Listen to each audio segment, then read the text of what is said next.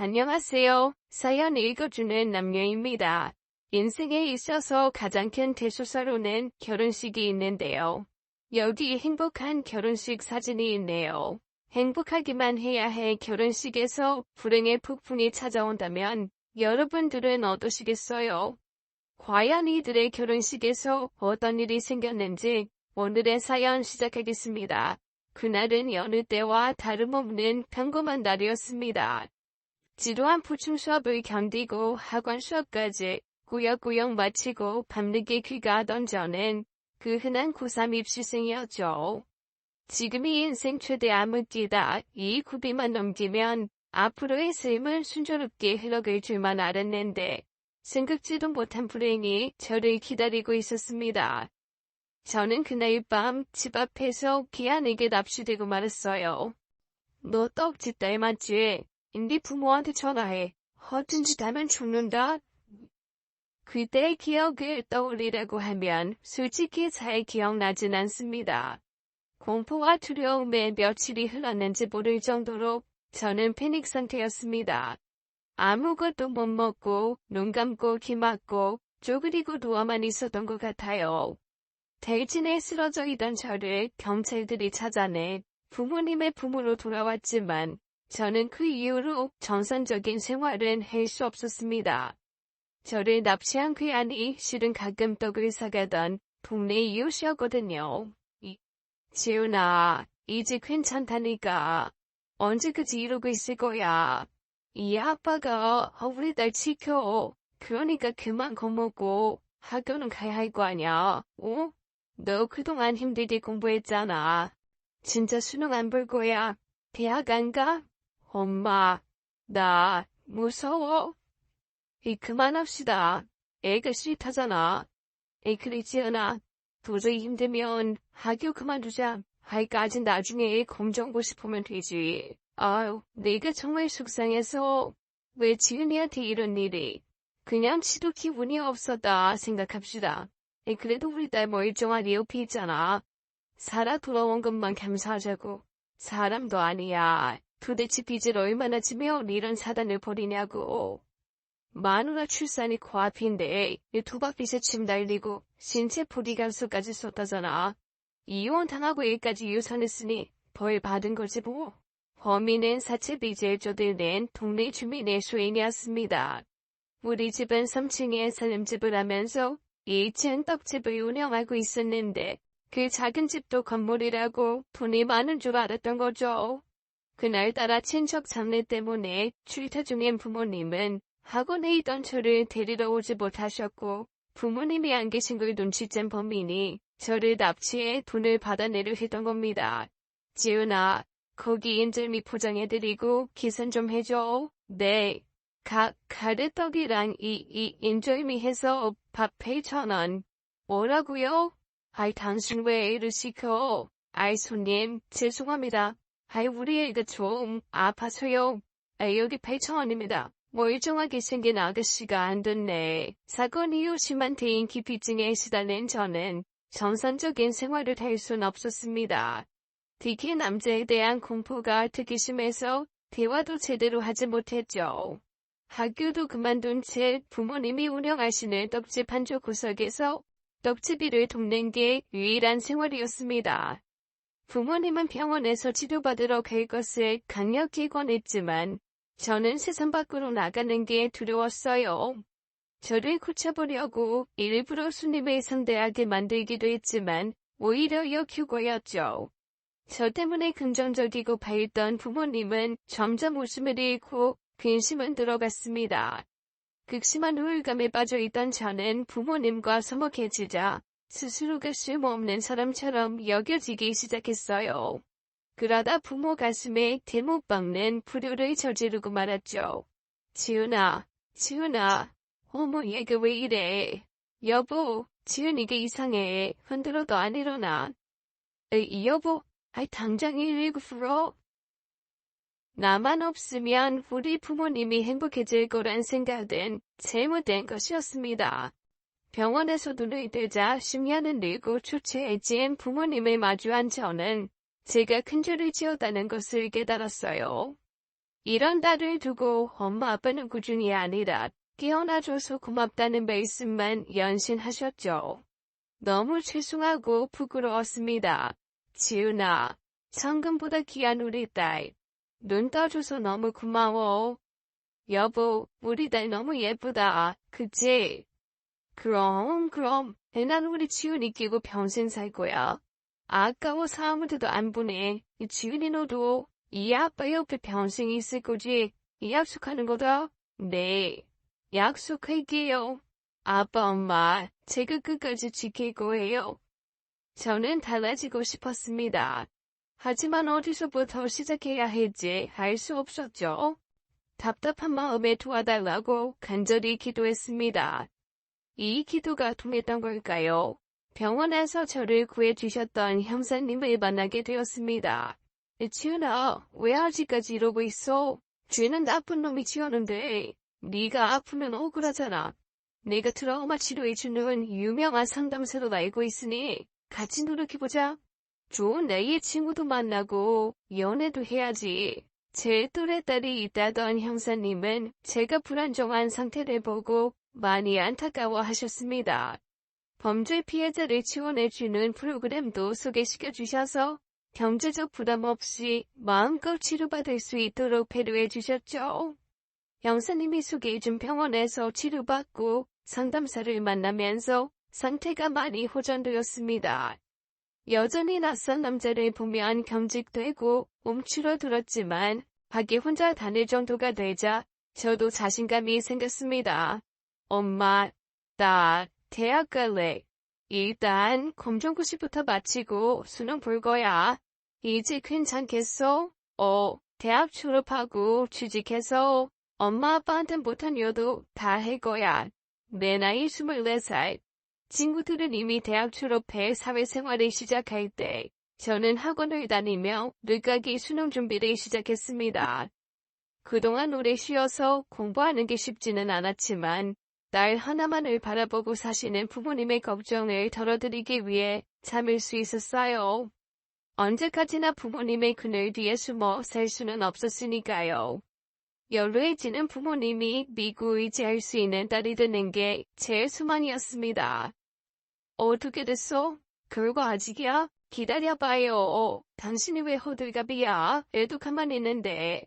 잠깐, 저 합격했어요. 와, 드디어 대학에 합격했습니다. 비록 서울과 떨어진 지방의 국립대학이었지만 짧은 수험 기간을 감안하면 감사한 결과였죠. 저도 꿈에 그리던 대학 생활을 시작한다는 사실에 몹시 설레었답니다. 기집애, 너 좋겠다. 파릇파릇 어린 것들이랑 어울리고 하냐. 난 회사에서 늦가리들한테 매일 깨지는데 부럽다 부러워. 지훈이 이러다 연하 남친 데리고 오는 거 아니야. 그만둬요. 왕따 안 당하면 다행이지. 나이 든 동기를 누가 좋아하겠냐. 사실 대학에 들어갔다는 기대감이 컸지만 걱정도 많았습니다.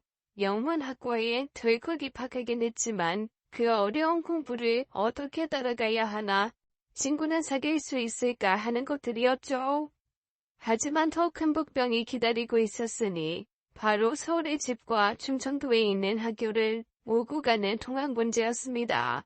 엄마, 딸, 집에서 학교까지 다니기가 너무 힘들어. 팀 과제가 많아서 같이 토의해야 하는데 차 시간 때문에 나만 빠져나오고 공부할 시간이 너무 부족해. 이참에 가게 줬고 지훈이 학교 옆으로 갈까? 여보 미쳤어요. 단골 장사로 버티는데 가게를 접으면 어떡해. 아이 그럼 애가 5시간을 길에서 허비하는데 그건 괜찮아. 몸도 약한 애를 그냥 두자고. 차를 세까. 아이 그건 더 힘들지. 운전이 얼마나 피곤한데. 아빠 엄마 그래서 말인데 저 학교 근처에서 자주 할래요.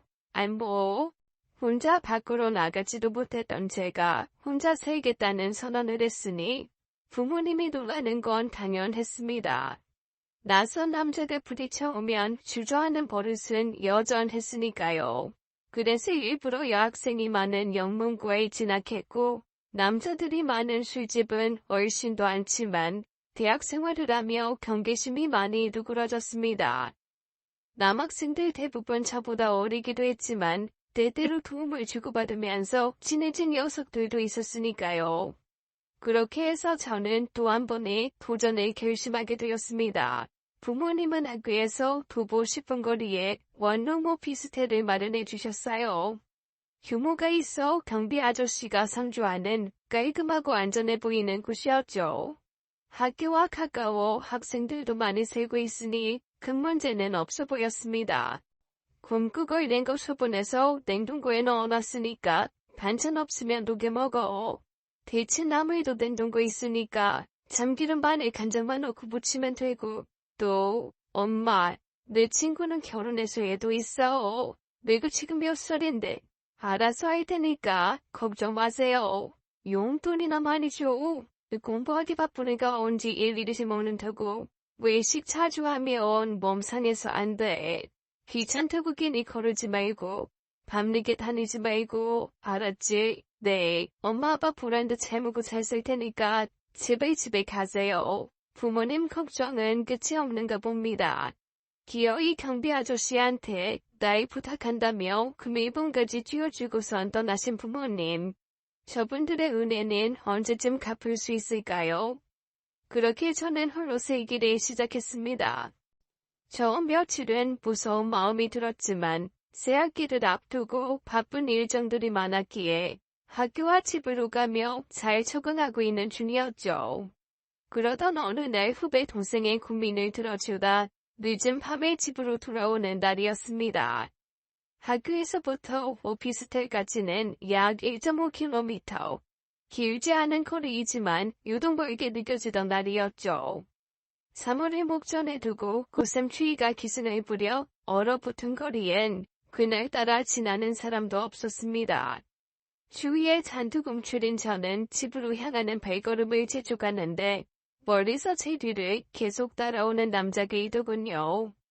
줄이닝 바지에 후드티를 뒤집어 쓴 남자. 아까 학교 근처에서부터 줄곧 제 뒤를 밟고 있었던 겁니다. 놀란 저는 뒤다시피 걸었고 오피스텔 건물 안으로 헐레벌떡 들어갔어요. 헤이, 903호 아저씨, 하이택배 가져가.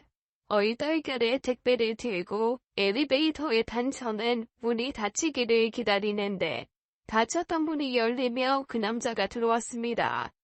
저는 그 순간부터 패닉이었죠. 1층, 2층, 3층, 9층. 그 잠깐의 시간이 얼마나 길게 느껴졌는지 땡하며 엘리베이터가 9층에 선 순간 저는 폭도를 뛰기 시작했습니다. 집 앞에 도착해서 현관 도어록을 열고 비밀번호를 누르기 시작했어요. 하지만 덜덜 떨리는 손에 번호를 잘못 누르고 다시 시도하는데 어느새 그 남자는 저를 한 손에 잡을 거리에 도달하고 말았죠. 남자와 눈이 마주친 저는 온몸에 힘이 탁 풀렸습니다. 아! 웅성웅성 소리에 눈을 떠보니 저는 집 앞 복도에 누워 있었어요. 위에선 구조대원과 경비 아저씨, 이웃 주민 몇 명이 절 보고 있었죠. 순간 제가 정신을 잃었음을 깨달았습니다. 괜찮으세요? 어지럽거나 후흡, 어디 불편한 데 없으시고요? 아, 네, 괜찮습니다. 아야, 아가씨도 그랬잖아. 아, 왜 갑자기 쓰러진 거야? 에이, 우리 904호 아니었으면 큰일 날 뻔했구먼. 904호요? 안녕하세요. 얼마 전에 이사 왔습니다. 아이, 혹시 저 때문에 놀라신 거 아닌가요? 갑자기 쓰러지셔서. 부끄러워 얼굴을 들 수가 없었습니다. 옆집 사는 사람은 범죄자로 오인하는 바람에 추태를 보였으니 앞으로 마주칠 일이 난감했죠. 어쨌든 머쓱하게 인사하는 904호 남자의 인상은 나빠 보이진 않았습니다. 쓰러진 저를 재빨리 구호 조치를 해준 것만 봐도 알 수 있었죠. 그렇게 옆집 남자와의 첫 만남은 해프닝으로 끝났습니다. 그런데 저는 그날 혼절하며 놓친 택배 상자가 제 발등을 찢는 바람에 엄지발가락 뼈에 금이 가고 말았어요. 꼼짝없이 반깁스 신세를 져야만 했죠. 당분간은 움직이지 말고 안정하라는 의사의 말은 난감하기만 했죠. 당장 장도 봐야 하고 집에 쌓여가는 쓰레기들을 두고 볼 수만도 없어서 참다 대청소를 하고 쌓여있는 쓰레기들을 끌고 밖으로 나왔습니다. 그 순간 커다란 이민 가방에 잡동사니를 잔뜩 끌고 나온 옆집 남자와 마주쳤죠. 좋은 인상을 줘도 부족할 마당에 후질근한 평상복에 쓰레기를 들고 조우하게 되니 헛웃음만 나왔습니다. 하지만 옆집 남자는 환한 웃음으로 반겨주었어요. 안녕하세요. 행복은 괜찮으세요? 네. 그날은 고맙고 죄송했습니다. 저 때문에 많이 당황하셨죠? 아니에요. 이해합니다. 밤에 후르티 뒤집어 쓰고 다니는 사람은 수상해 보이는 게 당연해요. 이해해 주시니 감사해요. 쓰레기 버리러 가시는 거죠? A가 서주시고 안내나 해주십시오. 아직 어디가 어딘지 하나도 몰라서요. 내 손에 든 쓰레기들을 가져가 버리는 남자. 당황했지만 한편 고마웠습니다. 한 팔에 목발 한 손에 쓰레기를 들고 어떻게 가야 하나 고민했거든요. 게다가 재활용 쓰레기 분류도 옆집 남자가 직접 처리해 주었습니다. 플라스틱 용기를 씻어서 가져와야 하는 거구나. 건전지는 쓰레기통에 버렸는데 따로 수거함이 있군요. 제가 너무 대충 한 것 같네요. 덕분에 많이 배웠습니다. 하나도 모른다더니 정말 쓰레기 버리는 것도 서투른 남자였습니다. 저는 경계의 눈으로 남자를 유심히 관찰했고 그가 버리는 재활용 쓰레기 중에 대학 노트와 해외 내셔널 지오그래픽 같은 잡지들이 있는 것을 발견했죠. 회사원인가? 비즈니스 출장? 혹시 학생? 뭐하는 사람일까 잠깐 궁금했지만 그뿐이었습니다. 제가 어색할까 일부러 말을 걸어주는 것 같았지만 저는 빨리 이 자리에서 벗어나고 싶단 생각뿐이었거든요. 집으로 돌아가는 길에 보니 경비실에 또 택배가 와 있었습니다. 난감한 표정을 짓는데 이번에도 택배 상자를 덥석 빼서 들더군요. 와, 이거 꽤 무겁네요. 엄마가 보내준 김치일 거예요. 부러운데요. 집 반찬을 먹어본 게 언제쯤인지 기억이 가물하네요. 그리고 80대 동안 택배는 제가 가져다 드릴게요. 그래도 되죠? 불편했지만 거절하기도 힘든 제안이었죠. 사실 깁스한 상태로 택배를 들고 오긴 힘들었거든요. 이대로 받기만 할 수는 없고 고민하다 옆집 남자에게 필요한 것이 생각났습니다. 엄마가 이번에 보내주신 총각김치예요. 좀 드셔보시겠어요? 총각김치요? 이 귀한 걸. 남자는 그 자리에서 김치통을 열더니 중강물을 들고 한 입 베어 물었습니다. 그러더니 무슨 천상의 요리를 음미하듯 감탄사를 연발하더군요. 와, 진짜? 이 김치면 라면 10그릇도 먹겠어요. 최고입니다. 별거 아닌 김치에 옆집 남자는 진짜 감격한 것 같았습니다.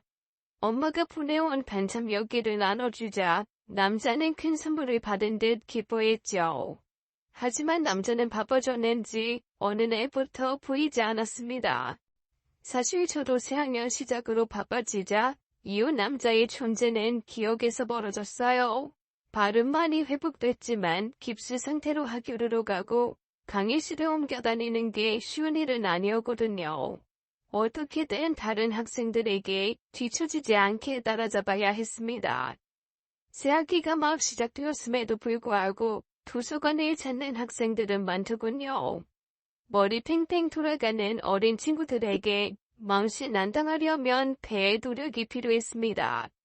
필요한 책을 찾아 읽고 앞으로의 과제를 준비하다 보니 밤이 깊은 줄도 몰랐죠. 서둘러 도서관 밖을 나서려는데 앞불사 비가 오고 있었습니다. 깁스를 한 상태로 뛰어갈 수도 없고 택시를 부르기도 애매한 거리. 선택의 여지가 없었어요. 제기 젖지 않도록 어깨에 맨 백팩을 가슴에 안고 빗속으로 들어가는데 옷속을 파고들던 차가운 빗줄기가 갑자기 멈췄습니다. 돌아보니 한 남자가 제 머리 위로 우산을 씌워주고 있는 것이 아니겠어요? 끔짝 놀란 저는 또다시 온몸이 굳으며 몸이 벌벌 떨려오기 시작했습니다. 903호 맞죠? 네. 904호. 그래요. 우선의 주인공은 바로 옆집 남자였습니다. 맞죠? 옆모습 보고 혹시나 했는데 같은 학교였다니. 너무 반갑습니다. 어디 수술이세요? 영문학과 3학년이요. 제가 사정이 있어서 대학을 늦게 들어왔거든요. 아, 그래요? 저는 사학교입니다. 최명호예요. 홍지은이요. 너무 반가운데요. 옆집에 같은 학교 사람이라니. 일단 이거 먼저 주세요. 아이, 무슨 가방이 이렇게 무거워요? 이번에도 내 가방을 빼앗듯 가져가더니 뒤로 매버리는 남자. 우산을 내 머리 위로 씌우고 제 어깨를 자신의 쪽으로 잡아당기더군요. 갑작스런 접촉에 제가 놀라 굳어버리자 그는 당황한 것 같았습니다. 알치가 또 무례했나요? 비 맞으면 감기 드실 것 같아서 아이 죄송해요. 아니에요. 제가 실은 트라우마가 있어서 치료도 받았는데 아직 완전히 나은 건 아닌가 봐요. 그래서 지난번에도 그랬군요. 힘든 일을 겪으셨나 봐요. 네. 저도 사람은 누구나 그런 일 한 가지씩은 있죠.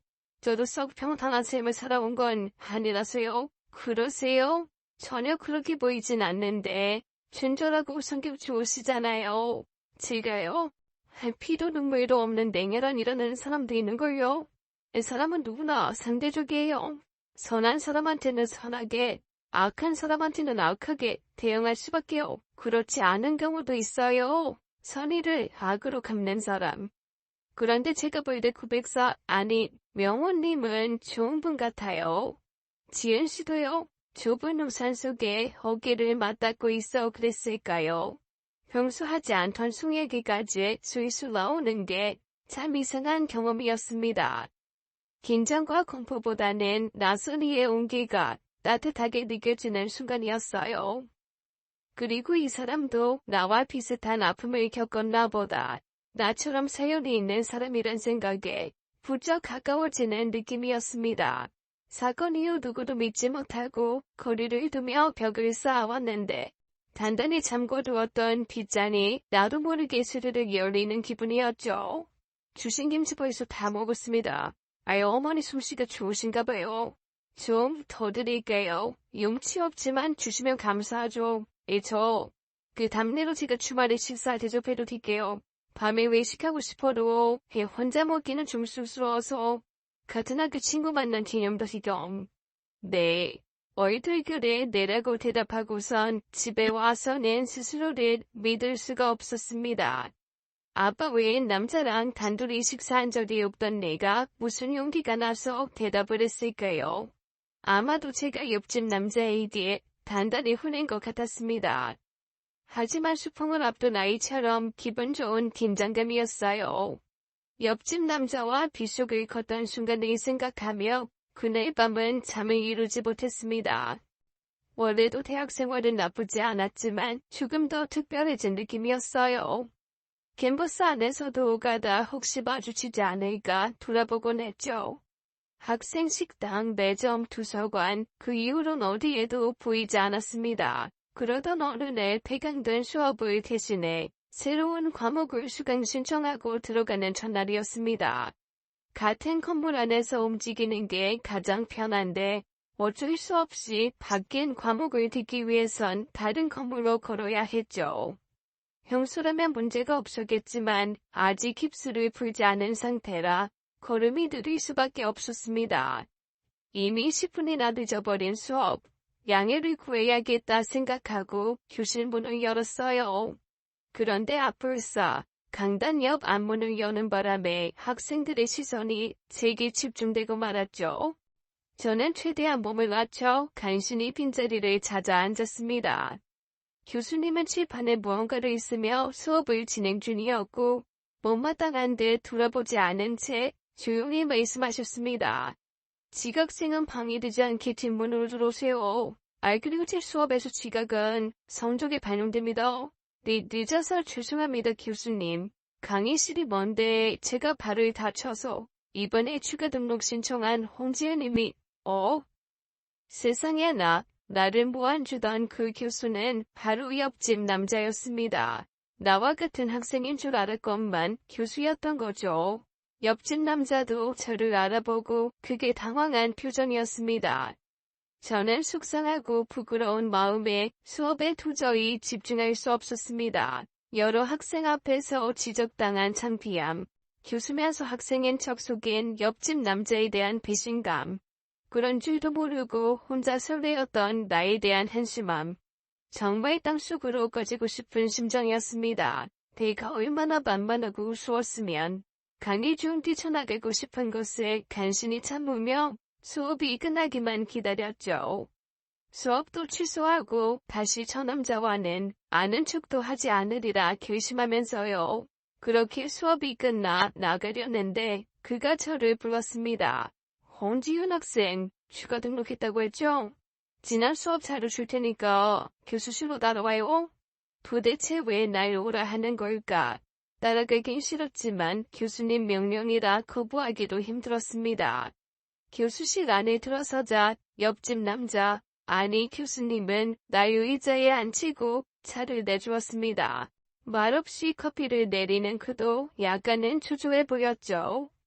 홍지연 학생, 아니 해치연 씨, 말하지 못해 미안합니다. 속이려던 건 아니었어요. 이웃으로 만났지만 그쪽에 관심이 있었던 건 사실입니다. 그런데 제가 교수인 걸 알면 어려워할까봐 숨긴 것도 맞아요. 저는 친구가 되고 싶었거든요. 마음 통한 좋은 친구를 만난 것 같아 기뻤는데 오늘 저 때문에 상처 입었다면 죄송합니다. 지은 씨 잘못이 아닌데 제가 무례했어요. 용서 바랍니다. 저는 참았던 눈물이 쏟아지기 시작했습니다. 그냥 서럽고 속상했던 것 같아요. 옆집 남자는 어찌할 줄 모른 채 지켜보더니 가만히 다가와 내 어깨를 토닥여 주었습니다. 그렇게 한참이 지나고 어렵게 제게 말을 꺼내더군요. 제가 중고차를 샀거든요. 지은 씨랑 데이트하려고. 우리 약속 유효한 거 맞죠? 거절하시면 차 도로 패려고요. 어차피 학교도 가까웠을 일도 없고. 머쓱하게 웃는 그의 모습에 저도 모르게 웃음이 났습니다. 저를 위로하려는 어줍잖은 농담이 오히려 진실되게 다가왔어요. 이게 학생일 뿐인데 제 마음 상할까? 안절부절 못하는 그를 보며 나를 우습게 여기는 건 아니구나 하는 생각이 들었습니다. 그렇게 옆집 교수님과의 아슬아슬한 비밀 연애가 시작되었어요. 지은아, 도서관에서 출발할 때 전화해. 후문에서 보자. 학생 시험 기간이 교수님들 방학 아닌가. 강의도 없는데 빨리 퇴근해요. 지금 안엔 못 쉬잖아. 아예 안 돼. 밤에는 인적이 드물어 위험해. 내가 모시고 와야지. 저 때문에 차를 샀다는 옆집 남자. 아니 앞으로는 명호 씨라고 호칭을 바꿔야겠네요. 명호 씨의 농담은 거짓이 아니었습니다. 깁스한 다리로 통학하기 힘들 거라며 그 핑계로 매일 차로 데려다주기 시작했죠. 완쾌된 후에도 수시로 제 스케줄을 체크하며 조금이라도 늦을 것 같으면 기다려주곤 했습니다. 매일같이 학교를 나가고 기가에서는 식사하고 차도 함께 마시며 서로를 더 깊이 알아갔어요. 믿음이 깊어지면서 참아 꺼내지 못했던 과거의 상처도 말할 수 있었죠. 그 사건 이후로 사람들이 다 나를 공격할지도 모른다고 생각하게 됐어요.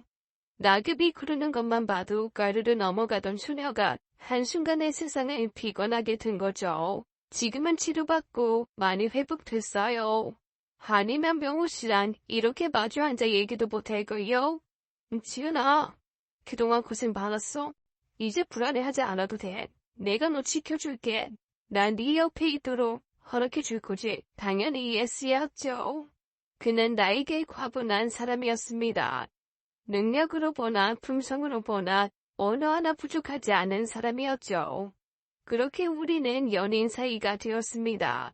하루가 멀다 하고 올라오더니 이제 혼자 있는 거 안 무섭나 봐. 무서울 게 뭐 있어. 여기 방범도 잘 되고 높아서 부두도 못 올라오는데. 그래, 우리 딸 다 컸네. 근데 너무 편해 보이니 조금 섭섭하다. 그래도 나한테 너무 아빠가 1순위야. 순위 따지는 거 보니까 경쟁자가 있다는 얘기로 들리는데 요즘 수상해. 너 솔직히 말해봐. 무슨 일 있지? 나 사실 남자친구 생겼어. 근데 우리 학교 교수님이야. 집에서 난리가 났습니다. 빨간 날에도 쉬지 않던 가게 문을 닫고 한달음에 내려오셨죠. 갑작스런 부모님 방문에 명호 씨는 꼼짝없이 신문당해야 했습니다. 하지만 그는 부모님 반응이 당연하다며 오히려 저를 다독였죠. 아직 어떻게 될지도 모르는데 바쁜 사람 불러내 미안하구만. 지은이가 혼자 떨어져 있다 보니 걱정이 돼서 말이야. 직업이 교수시라고. 양친 부모님은 계시고. 당신 뭐해? 선보러 온 것도 아닌데. 우리 애가 나이만 먹었지. 남자친구라고는 처음이다 보니 이해하세요. 유난스럽다 느끼겠지만 지은이가 예전에 좀 아팠었거든요.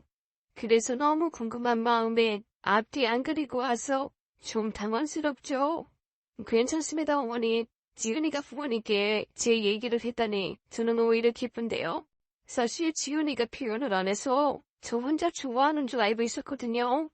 이 남자 고단수 맞죠? 한 번에 우리 부모님 마음을 사로잡고 말았답니다. 이후로 엄마가 보내오는 택배 크기는 2배로 늘었고요. 연애를 허락받자 주말에 집에 올라가는 대신 함께 돌아다니기 바빠졌습니다. 커플링도 맞추고 다른 학생들 몰래 데이트하는 기분은 짜릿하기도 했죠. 그러다 4학년 졸업학기가 되었습니다. 취업을 하려고 여기저기 원서를 냈지만 나이가 많아 신입사원으로 받아주는 곳이 없었죠. 그리고 어쩌다 서류에 합격해도 면접에서 떨어지곤 했습니다. 그러다 마침내 서울에 있는 작은 부역회사에 합격했습니다. 사회인으로 일을 시작한다는 마음에 설레었으나 이제 졸업 후엔 명호 씨와 떨어져야 했어요. 지은아, 너한테 할 말 있어? 내 취업 소식에 기뻐할 줄 알았던 그는 심각한 표정이었습니다. 설마 내가 서울에 올라가는 게 싫은가? 그 뒤에 이어진 그의 말은 저에게 충격이었습니다. 지은아, 너한테 하지 못한 얘기가 있어? 나 실은 결혼했었어. 2년 살다가 이혼했고 4년 전 일이야. 유학 시절에 만난 친구였는데 서로 외롭다 보니 일찍 결혼했었지. 그러다 박사 졸업 후 각자 다른 학교에서 일하는 바람에 주말 부부가 됐어. 그런데 어느 날 예고 없이 아내를 만나러 갔다가 목격한 거야. 다른 남자와 함께 있는 걸. 나이 34세 전도 유망한 교수. 비록 지방대지만 정교수로 임명되어 앞이 탄탄한 그였습니다. 그런 그가 싱글로 있는 게 신기하긴 했지만 이런 사연이 있을 줄은 생각지도 못했죠. 그의 고백에 저는 할 말을 잃었습니다. 절 속인 건 아니지만 섭섭한 마음이 들었어요. 미리 말하지 못해 미안해. 처음에 이런 깊은 사이가 될 줄 몰랐고 나중엔 겁많은 네가 도망갈까 두려웠어. 네게 트라우마이듯 나에겐 그 일이 큰 상처였어. 그래서 다시는 사랑하는 사람과 떨어져 살고 싶지 않아. 지은아, 네 곁에서 평생 널 지켜준다 했던 내 말은 진심이야. 이렇게 모자란다지만 나랑 결혼해주지 않을래? 저 또한 그를 깊이 사랑하고 있던 것 같습니다. 속상한 마음도 들었지만 그가 나의 상처를 보듬어준 것까지 저도 그의 아픔을 품어주고 싶다는 마음이 더 강했죠. 나와 헤어져 있기 싫다는 그의 애원에 저는 어렵게 들어간 회사를 포기하기로 결심했습니다. 그리고 빠른 시일 안에 결혼식을 올리고 함께 살기로 약속했죠. 아버님 어머님, 지은이 제게 주십시오. 지은이 털끝 하나 다치지 않게 아끼고 보호하며 살겠습니다. 아빠 엄마 허락해 주세요. 저 이 사람 아니면 평생 혼자일 것 같아요. 하나뿐인 딸도 처녀로 듣는 거 바라는 건 아니죠? 왜 이혼했는지 얘기는 대략 들었네. 우리 딸이 아까운 건 사실이지만 저렇게 좋다니 안 된다고 할 수도 없고 이 자네를 믿어볼까 하는데 지은이는 자네가 다 처음인 거 알지? 사람 상대할 땐 말이 타지 못하고 답답한 것도 알 거고 그래도 이해하고 꼭 감싸줘. 알았지? 네, 장인어른 장모님 명심하겠습니다. 저희 부모님은 흔쾌히 허락하셨습니다. 이혼 전력이 있는 것을 빼면 인물이며 직업, 나빠지는 거 없는 1등 신앙감인 것은 사실이죠. 그리고 무엇보다 제가 믿고 사랑하는 남자라는 게 중요했습니다. 저 또한 제가 남자와 사귈 수 있을 거란 기대는 하지 않았거든요. 그동안 저는 왜 나한테만 이런 불행한 일이 일어났을까 많이 앞에 있었습니다. 친구들은 사회에 일찌감치 진출해 승승장구하는데 저는 떡집에 들어박혀 죽을 생각만 하고 있었으니까요. 겨우 학교에 들어갔지만 여전히 사람들과 편하게 대하는 것은 쉽지 않아 고민이 많았습니다.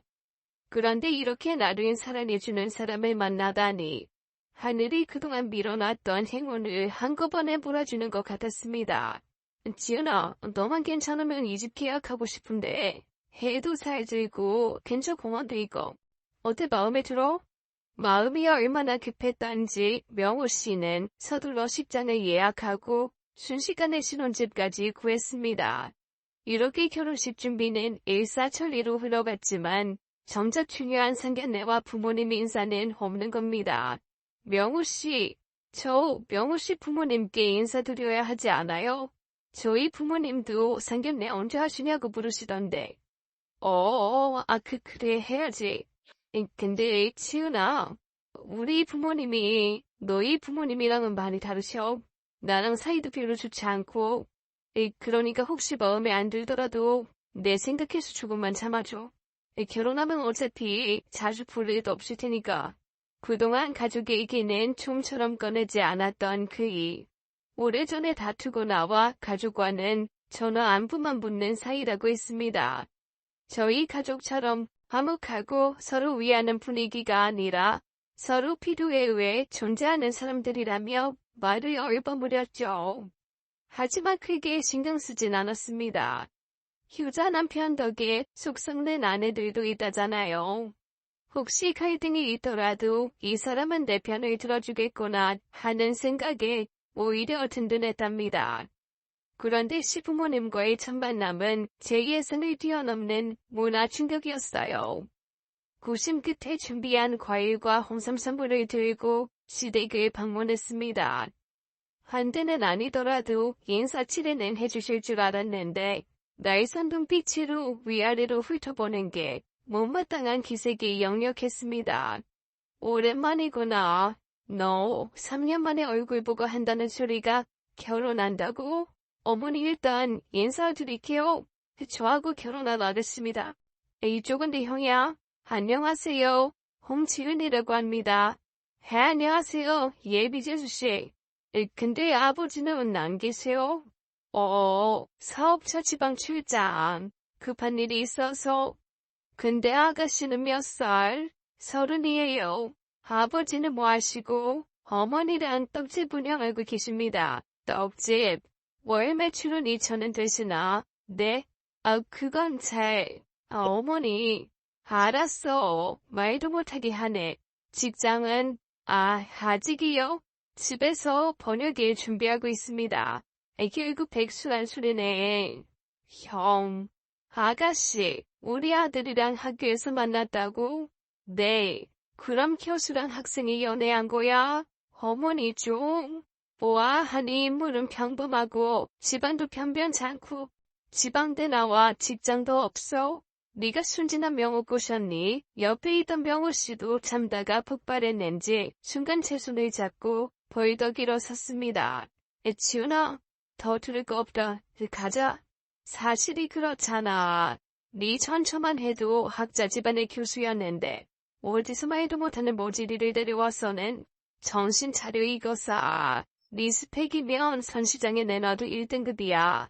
가자니까. 너 이대로 나가면 식장에 우리 안 부를 거야. 너희끼리 결혼한다고? 그날 명호 씨 손에 정신없이 그야 나와 어떻게 집으로 갔는지 모르겠습니다. 저보다 명호 씨가 더 화가 나서 오히려 제가 그를 달래야 했죠. 이래서 마지막에 인사시킨 거죠. 결혼 부르지도 못하게 다 계약해놓고. 맞아. 결혼식 아니었으면 솔직히 인사시키고 싶지 않았어. 원래 저렇거든. 말만 가족이지 자식의 행복 따위는 별로 중요하지 않은 분이야. 자기 손에 들어올 돈 몇 푼이 더 귀하지. 남의 사정은 안중에도 없으시거든. 미안하다 치은아. 못 들은 소리 듣게 해서. 명호 씨만 내 편이면 돼요. 시어머니 마음에 들어서 결혼하는 거 아니니까. 그래, 내가 2배로 잘할게. 에이, 그런데 참, 전화번호 안 드렸지. 내가 알아서 할 테니까 연락 와도 신경 쓰지 마. 네. 명호 씨 걱정할까 말은 못했지만 나오기 전 샤주버님 폰에 제 전화번호를 찍어드렸거든요. 아니나 다를까 시어머니로부터 보자는 연락이 온 겁니다. 바쁜 명호 씨는 두고 여자끼리 보자는 말씀에 서울 올라가 홀로 명호 씨 어머니를 만났죠. 우리 명호가 너한테 끔찍하니 부모인데가 쳐줄 수밖에. 외동딸이라고? 네 어머니. 그럼 혼수 준비는 문제 없겠네. 부족한 딸 데려가는데 양심은 있겠지. 그래서 예단은 어떻게 할 건데? 예선이 있을 거 아냐. 그건 명호 씨랑 의논해서 얘가 뭘 모르네. 그걸 왜 명호랑 얘기해. 시댁어른한테 인사하는 비용이구만. 나한테 물어봐야지. 너희 친정부모는 그런 것도 안 가르쳤니? 죄송합니다 어머니. 됐고 그냥 사부인하고 얘기하는 게 빠르겠다. 앞장서라. 만나러 가게.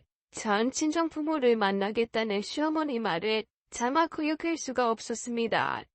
말씀대로 예단을 준비해야 한다면 서둘러야 하는 것도 맞았고요. 급하게 부모님께 연락해 한식당을 예약하고 명호 씨에게 SOS 문자를 보냈습니다. 갑작스레 이뤄진 상견례 자리, 걱정과는 달리 덕담들이 오고 가서 내심 다행이다 싶었죠. 아드님을 참 잘 키우셨습니다. 젊은 나이에 교수가 됐으면 잘난 척할 만한데 참 겸손하더군요. 네, 제 아들이지만 어릴 때부터 수재로 유명했죠. 미국 대학에서도 붙잡는 걸 부모 봉양하겠다고 한국으로 온 효자기도 하고요. 처음 듣는 얘기에 황당했지만 좋은 분위기를 망칠 수는 없었죠. 제발 이대로 무사히 이 시간이 끝나길 빌고 빌었습니다. 사실 명호 뒷바라지 하느라 우리 식구가 엄청 고생이 많았었죠. 하긴 미국 유학하려면 돈이 엄청 든다던데. 맞아요 사돈. 예명호 형도 장가를 못 간 게 지 동생 때문이랍니다. 미국에 있는 동생 때문에 형이 희생했네요. 척척 죽이 맞는 어른들의 대화에 저는 어이가 없었습니다. 흔히 울은 아빠는 시어머니와 함께 온 시아주버님을 기어이 집으로 초대했죠. 과일과 차를 대접하며 떡집 얘기며 작은 건물이지만 월세가 나와 나중에 사위에게 신세 질 일 없다는 자랑까지 하고 말이죠. 뒤늦게 도착한 명호 씨가 모시고 나가지 않았다면 술판까지 버릴 기세였습니다. 그렇게 시댁 식구를 보내고 저는 오랜만에 부모님과 얘기를 나누었습니다. 엄마, 시어머니가 예단 말씀하시던데 어떻게 해야 돼? 어떡하긴 당연히 준비해뒀지. 그럼 딸 하나 시집 보내는데 빈손으로 보낼까봐 내가 모아놓은 게 없어서 그렇지.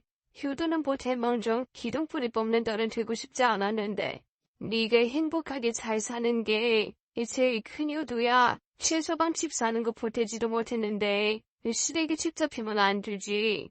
그래, 그런 걱정은 하지 말고 너나 잘해. 얼굴이 그게 뭐니? 피부 관리도 좀 받고 아래 사랑은 있어도 윗사랑은 없다는 말이 맞는가 봅니다. 신혼집 살림에 채우고 예식 준비를 하느라 서울에 계신 부모님은 잊고 지냈습니다. 명호 씨와 이것저것 준비하며 함께할 꿈에 부풀어만 있었죠. 그러다 예식 전에 기막힌 얘기를 듣게 됩니다. 너 시댁 가서 괜히 기죽지 마. 재벌만큼은 못해도 웬만한 집보다는 더해서 보냈으니까. 그게 무슨 소리야? 엄마 준 돈으로 살림살이 다 해놓고 아빠가 명호 씨 세차까지 뽑아줬잖아. 근데 뭐가 더 있어? 얘단 말이야. 너희 시어머니한테 5천 보냈다. 뭐? 5천? 나한테 말 안 했잖아. 명호 씨는 알아? 아마 모를 거야. 바쁜 너희 서울까지 오게 알고 있냐고. 어른들끼리 하자 그래서 그렇게 했어. 너 몸도 약한데 신경 쓰게 하기 싫어 그러마 했지. 그래도 봉채비로 반은 돌려주나 했는데 겨우 500 주더라고. 엄마, 그런 경우가 어딨어. 우리가 그 큰돈이 어딨다고. 명호씨가 알았음 벌적되었을 텐데. 이미 충고를 어떡해. 다 너 위해서 그랬지. 그러니까 괜히 주눅 들지 말라고 얘기하는 거야. 적어도 혼수 때문에 구박받을 일은 없을 테니까. 우리 부모님이 바보 같은 걸까요? 시부모님이 영악한 걸까요? 명호씨가 따로 연락하지 말라는 말을 들었어야 했는데 그날 후회하고 또 후회했습니다. 밤새 뒤척인 저는 얼굴이 퉁퉁 부은 채로 결혼식 날 아침을 맞이했죠. 사실을 들은 명호씨는 자기가 처리하겠다며 절 달래주었습니다. 그러게 왜 말 안 들었냐고 책망할 법한데 명호씨는 미안함 가득한 얼굴로 앞으로 시댁 문제 때문에 힘들지 않게 해주겠다 약속했죠. 그 말을 믿었는데 시부모님의 집요함은 상식을 초월했습니다. 예비 신랑이 주님을 맞이하는 사이 신부 대기실에 앉아있는 제게 시어머니와 시아버지가 찾아왔어요. 기니 할 얘기가 있다며 곁에 있던 친구들과 사진사도 내보내고 문 앞을 시아주버니가 지키도록 했습니다. 다른 사람들 앞에선 체면 차리면서도 유독 저 혼자 있을 때면 깔보고 무시하는 시어머니. 저는 또 얼어붙고 말했습니다. 어머, 좋은 날 얼굴이 왜 그러니? 휑해서는 명호는 이런 애가 뭐가 좋다고? 아이 뭐라는 거야? 아이 결혼하는 애한테. 좋겠다 너. 능력 있고 잘난 신랑 만나서. 솔직히 네 주제에 언감생심 꿈이나 꿀 수 있는 상대야. 너 남자는 여자하기 나름인 거 알지? 우리 아들 욕먹이고 싶지 않으면 네가 잘해야 돼. 네 어머니 잘할게요. 사촌 당숙 내 아들이잖아. 형진이. 그 집 새아기 들어오고 집이 폈잖아. 며느리가 친권해서 다니는데 시아버지 용돈이라고 100씩 준다네. 당신도 들었지? 그럼 그 집 외식업으로 돈 긁어 먹는데도 그 아들이 할도리는 해야 한다고 용돈은 꼬박꼬박 챙긴다잖아. 나는 많이 안 벌는데 새아가 이 계좌로 50씩만 보내다오. 부케꽃에 된 제 손에 계좌번호 쪽지를 쥐어주는 시아버지. 저는 기가 막혔습니다. 왜 사람들을 내보내나 했더니 창피한 줄은 알았던 거죠. 하지만 저도 한 번 당하지 두 번은 당하지 않습니다. 절대 명호씨 없이 혼자 휘둘리지 않기로 결심했으니까요. 아버님, 제가 통장 관리를 안 해서 돈이 없어요. 명호씨한테 얘기해 보내라고 할게요. 아니 그걸 왜 명호한테 얘기하니? 넌 돈 안 벌 거야. 언제까지 백수로 있을 건데. 나이 많아서 받아주는 데 없는 거 아냐. 그렇다고 놀아. 신혼여행 갔다 오면 취직자리부터 알아봐라. 능력 없음 첩시 딱이라도 해야지 뭐. 요즘 세상에 왜 버리고 어딨어? 모지리가 남의 아들 빼앗아간 주제에 놀고 먹으려고 그랬니? 저는 할 수만 있다면 그 자리에서 벗어나고 싶었습니다. 제가 약속하기 전까지는 한던 애 기세였죠. 그때 고환자가 나타났습니다. 지은아, 이게 웬일이야? 결혼 축하해. 김영사님, 아프실 텐데 어쩐 일이세요? 지은이가 결혼하는 역사적인 날인데 축하하러 와야지.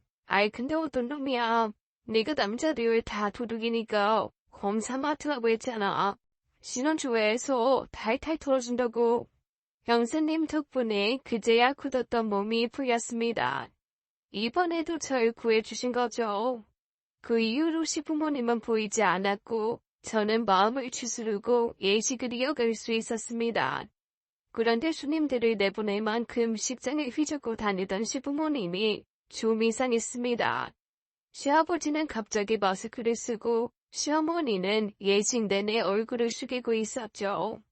저는 의아했지만 사람들이 많아 긴장했나 보다 생각했습니다. 그런데 그 이후로도 계속 상식에 어긋나는 행동을 하더군요. 예식이 끝나고 가족사진 촬영하는데 시아버지는 마스크를 벗지 않는 겁니다. 분명 아까는 멀쩡했는데 심한 독감이 걸렸다는 거짓말을 하면서 말이죠. 게다가 시아주버니는 어디 있는지 사라지는 바람에 사진도 찍지 못했습니다. 의아함도 잠시 친구들과 사진 찍고 하객들에게 인사하고 베백시로 향했어요. 구운 한복으로 갈아입고 베백실에서 시부모님을 기다리고 있는데 아무리 기다려도 오지 않는 겁니다. 그러고 보니 연회장에서도 본 기억이 없었죠. 무슨 일이 났나 걱정하는 가운데 형사님한테 전화가 왔습니다. 네 형사님, 아예 안 보여서 벌써 가신 줄 알고. 예. 주차장이요? 전화를 끊으신 아빠는 후회한 표정으로 말씀하셨죠. 너희 시댁 식구를 주차장에 있다는데? 형사님이 채모 보실 분도 아니고 우리는 다 같이 주차장으로 내려갔습니다. 가보니 차량 하나가 다른 차 앞을 가로막고 있더군요. 자세히 보니 막고 있는 사람은 형사님이고 빠져나오려는 차에는 시댁 식구들이 있었습니다. 아버지 어머니 여기 계시면 어떡해요? 여지껏 패백실에서 기다렸는데. 사돈, 얘들지 무슨 일입니까? 화난 듯 씩씩거리는 형사님과 당황한 표정의 시부모님은 저희를 보자 한저히 괴로운 모습이었습니다. 어찌된 상황인지 알 수 없는 우리들은 형사님의 답을 기다렸죠. 지은의 아버님 어머님, 제가 지은이를 딸처럼 아끼는 거 아시죠? 그럼요. 형사님은 우리 지은이 은인이신걸요. 내가 사실 이렇게까지 안 하려고 했는데 아까 신부 대기실에서 저 인간들 하는 말을 들으니 열이 뻗쳐서요. 지은이한테 사과하겠다는 다짐만 받으면 보내주려고 했는데 지레 겁먹고 도망치네요. 대체 신부 대기실에서 무슨 일이 있었는데요? 용돈 50씩 내놓으라고 협박하더이다. 능력 없으면 접시 닦기라도 하라고. 지리가 남의 아들 빼앗아 놀고 먹는다고요. 지은이가 누구 때문에 그 고생을 했는데 이 인간 발종 같으리라고. 무슨 소리입니까 형사님. 이 인간들 사기 도박단 비밀이에요. 그때 지은이 납치된 게 저놈들한테 빚져서 그렇게 된 거라고요. 하늘이 노래진다는 느낌 들어보셨나요? 이때 제가 그랬습니다. 엄마는 그 자리에 주저앉았고 아빠는 주먹을 쥐고 부르르 떠셨죠. 형사님이 말리지 않았으면 시아버지 면상에 주먹을 날리셨을 거예요. 그리고 명호 씨는 제 앞에 무릎을 꿇고 끝까지 얼굴을 들지 못했습니다. 알고 보니 시부모와 시아주버니는 다 합치면 10범이 넘는 화려한 총거자들. 시아버지는 건달들과 결탁해 하우스를 운영하고 시어머니는 바람잡이로 순진한 사람들을 꿰어내고 시아주버니는 사기 투박꾼으로 빚을 지게 만들어 엄청난 구리로 구열을 빼먹는 범죄자였습니다. 그때 김영수님이 날 납치한 범인을 잡고 구리 사채업체를 쫓으면서 사기 투박단까지 검거했던 거였죠. 시댁 식구들의 실체를 알아 다행이었지만 저는 앞으로 어떻게 해야 하나 갈피를 잡을 수 없었습니다. 며칠 후 저 이 식구는 형사님을 다시 만나게 되었어요. 결혼식 망쳐놓고 할 얘기는 아니지만 진실은 알아야 할 것 같으세요. 망치다뇨. 저희는 이번에도 그 눈해를 입었습니다. 제가 좀 알아봤는데 저희 인간 말종들 사이에서 유독 정상적인 아들이 제명호였다 하더라고요. 심지어 사기치는 걸 알고 직접 경찰에 신고하기도 했답니다. 그래서 부모가 자식을 원수같이 여겼고요. 아마 저런 가족을 벗어나려고 혼자 공부해서 유학까지 간 걸로 알고 있어요. 학교 안에서 평판도 좋은 것 같고 고지식하지만 성실하고 흠잡을 데 없는 사람이랍니다. 자세한 건 지은이가 잘 알겠지만 저의 불행이 납치된 순간이라면 명호 씨의 불행은 가족이었습니다. 제 불행은 저 때문이 아니듯 명호 씨의 불행도 그의 탓은 아니잖아요. 제가 어쩌다 재수없게 그런 일을 당했듯 명호 씨도 운 나쁘게 그런 가족을 만난 것. 자신의 잘못이 아닌 일로 자책하지 말라던 상담 선생님 말처럼 저도 그를 더 불행하게 만들지 않기로 결심했습니다. 우린 서로 아픔까지 사랑하기로 했으니까요. 명호 씨 식구들을 받아들일 순 없지만 당신은 잃고 싶지 않아요. 나한테 한 약속 깨버릴 건 아니죠? 고마워 지은아. 널 지키겠다는 약속 평생의 귀초 증명해 보이게. 저는 부모님의 설득에 명호 씨를 받아들이기로 결정했습니다. 처음엔 마땅찮아했지만 명호 씨가 데린 사위 도릇을 똑똑히 하는 탓에 지금은 아들 하나 더 생겨 좋다고 하시는 부모님입니다. 시부모님은 그날 이후 예년에 한 번쯤 찾아뵙고 있어요. 어차피 만나도 시어른들이 더 불편해하시기에 인사만 하고 오고 있죠. 그리고 그 예단 5천만 원이요. 당연히 돌려받았습니다. 김영사님이 안 돌려주면 사기죄로 감옥 보낸다고 했거든요.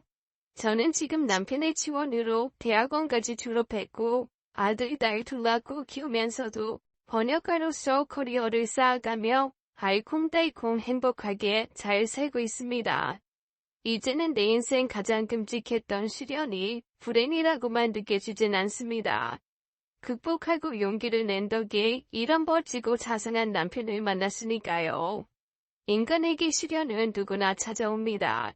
그 시련을 잘 인내하고 이겨내 자격이 갖춰진 자는 신이 예비한 선물꾸러미를 받을 수 있다고 하더군요. 여러분도 혹시 알아요? 시련이라 여긴 일이 멋진 선물을 불러올지. 오늘 이야기 잘 들어보셨나요? 이 두 사람에겐 숨겨진 엄청난 사연이 있었네요. 부디 두 사람 끝까지 행복하게 잘 사시길 바랄게요. 그럼 오늘의 이야기는 여기까지입니다. 네, 네, 네, 네.